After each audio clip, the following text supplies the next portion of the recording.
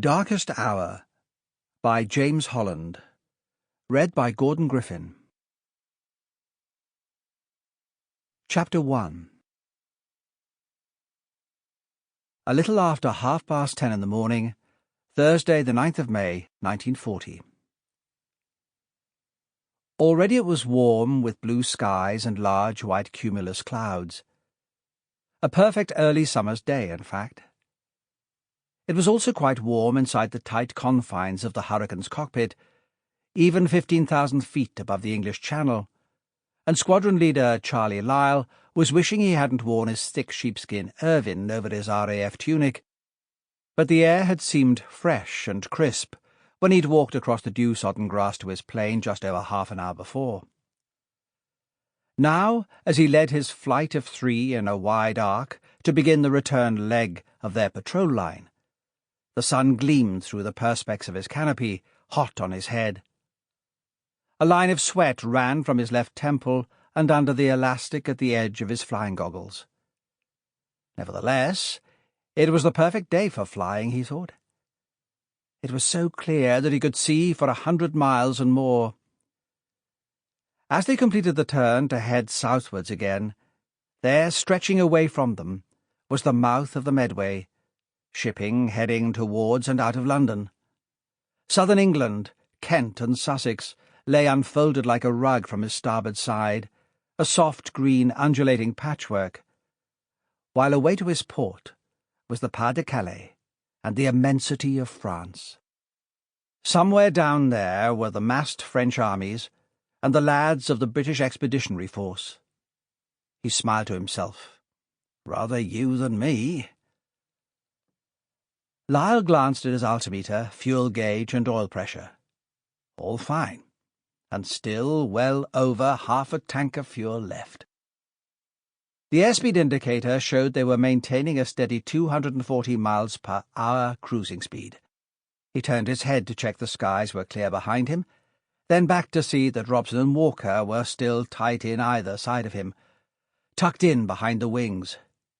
Good.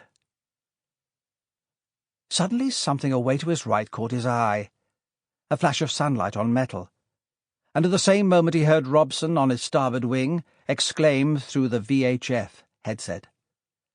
"Down there! Look! Sorry, sir. This is Red 2. Banded at 2 o'clock. "Yes, all right, Red 2, said Lyell. He hoped he sounded calm, a hint of reprimand in his voice, even though he was conscious that his heart had begun to race and his body had tensed. He peered down, and yes, there it was, some 5,000 feet below, he guessed, and perhaps a mile or so ahead. It was typical of Robson to assume it was an enemy plane. They all wanted the squadron's first kill. But the plain truth was that most aircraft buzzing around the English coast were British, not German. Even so... "This is Red 1, he called over the RT. "We'll close in."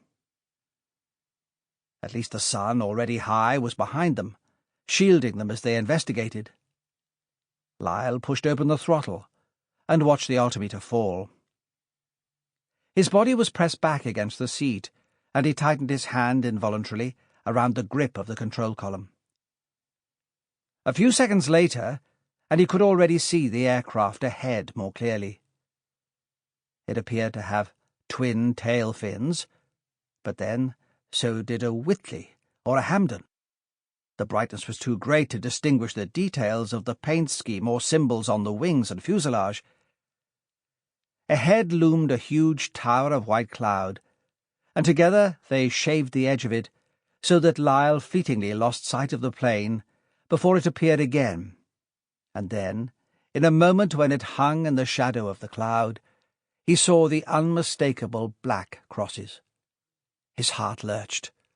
"Christ," he thought, "this is bloody well it." Pushing open the throttle even wider, he closed in on what he could now see was a Dornier. It appeared not to have spotted them yet. But as he was only around 700 yards behind and 1,000 feet above, Lyell checked that Robson and Walker were still close to him before he said, Sample complete. Ready to continue?